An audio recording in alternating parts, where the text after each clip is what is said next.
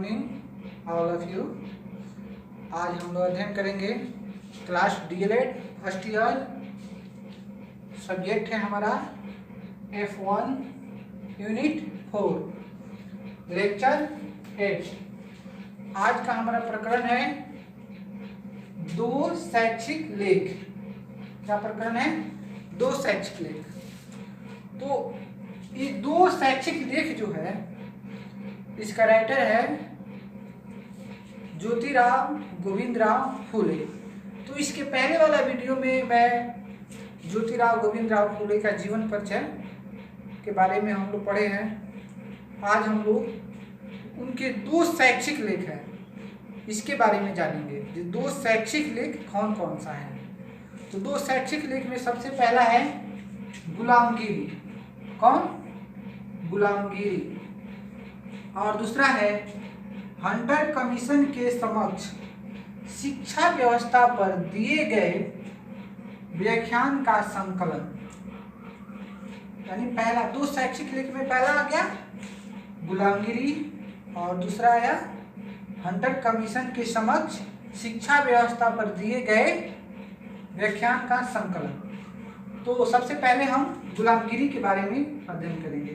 गुलामगिरी पुस्तक की रचना गोविंदराव फुले ने कब की और किस प्रकार के, उसमें क्या क्या चीज का वर्णन है, इसके अध्ययन हम लोग करेंगे।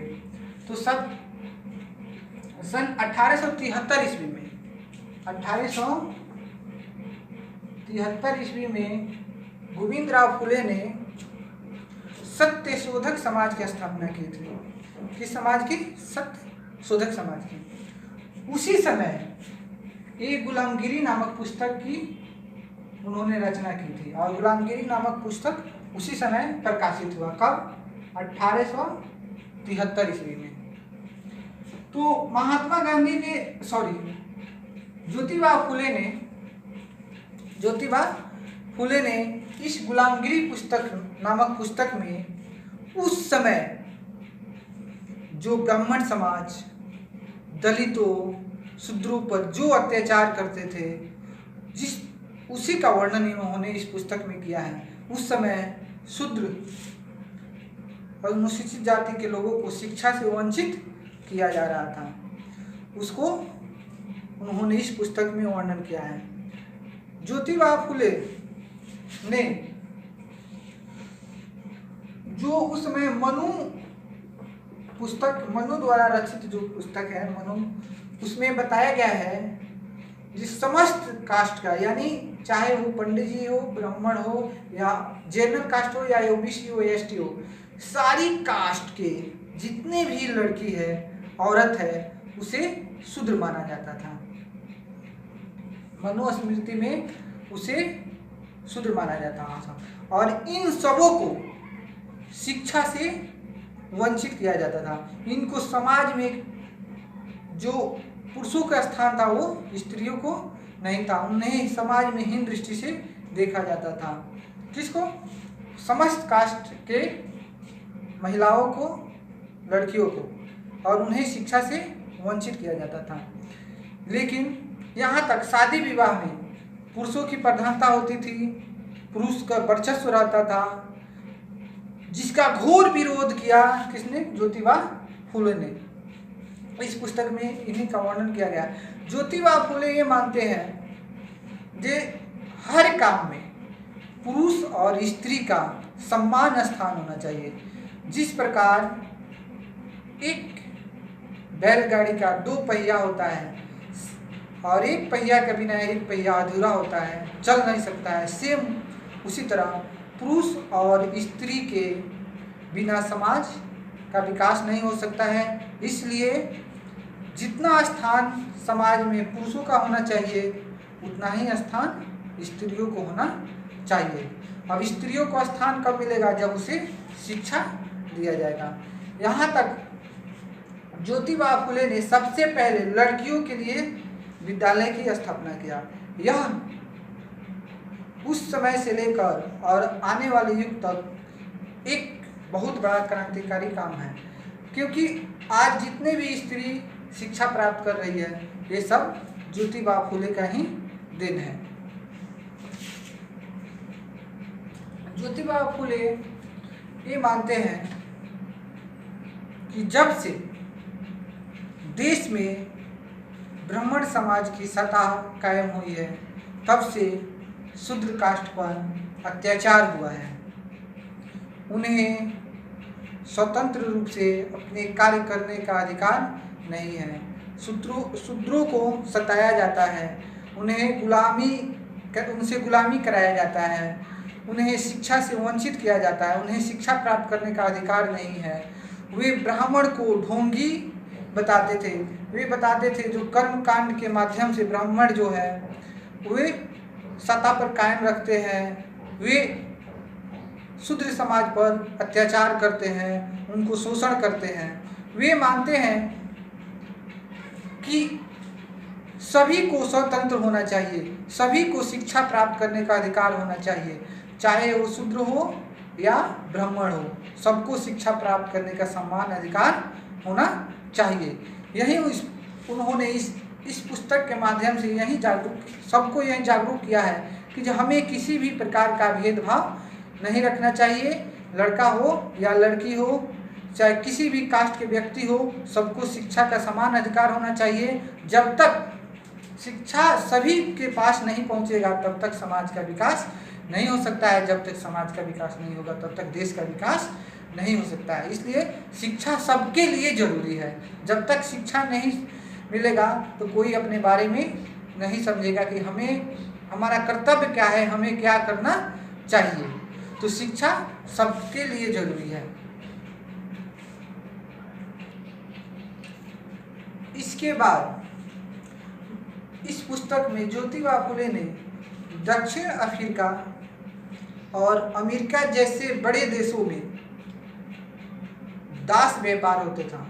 वहाँ पर लोगों को काम करने के लिए मानव को खरीदा जाता था, दास को खरीदा जाता था और दासों पर शोषण किया जाता था। तो वहाँ के कुछ समाज सुधारकों ने इसका विरोध किया और दासों को मुक्त किया। इसका भी वर्णन उन्होंने इस पुस्तक में किया है। जे ऐसे महापुरुषों के द्वारा दासों की मुक्ति मिली।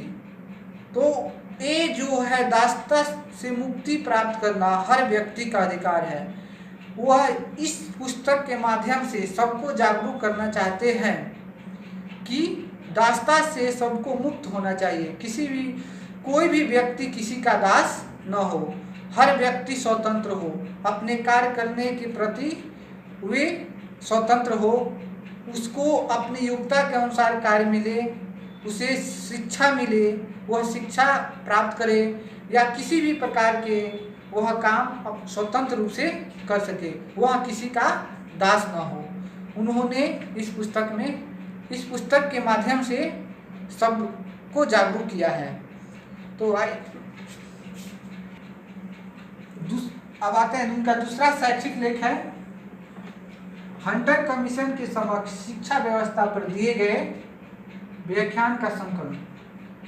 सन 1872 ईस्वी में हंटर कमीशन या हंटर आयोग कहिए भारत आया, यहाँ की शिक्षा व्यवस्था में सुधार करने के लिए। तो उस समय भारत में अंग्रेजों की शासन थी।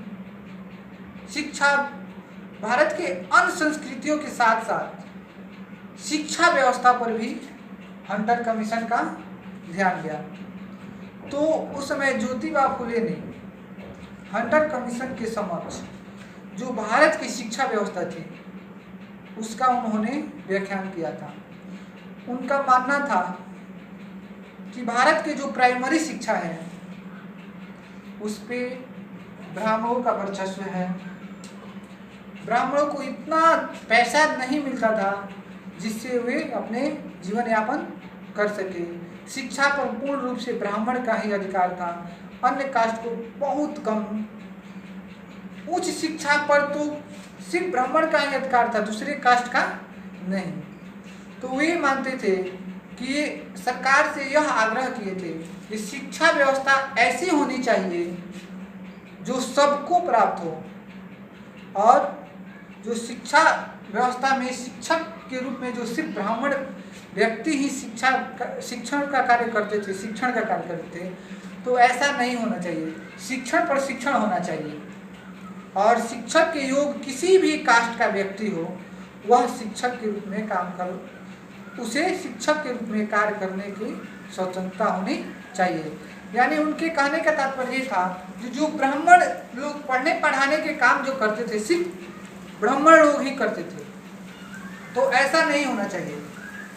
शिक्षक बनने के लिए शिक्षण पर शिक्षण होना चाहिए और जो शिक्षक के लायक है वो किसी भी व्यक्ति हो, किसी भी कास्ट के व्यक्ति हो, उनको शिक्षक नियुक्त किया जाना चाहिए और शिक्षा पर किसी एक खास जाति का अधिकार नहीं होना चाहिए। सबको शिक्षा मिलनी चाहिए और उच्च शिक्षा पर भी यही हाल होना चाहिए। पहले प्राइमरी शिक्षा तो शायद किसी कास्ट को मिल भी जाता था, लेकिन उच्च शिक्षा पर पूर्ण रूप से ब्राह्मण का ही अधिकार होता था।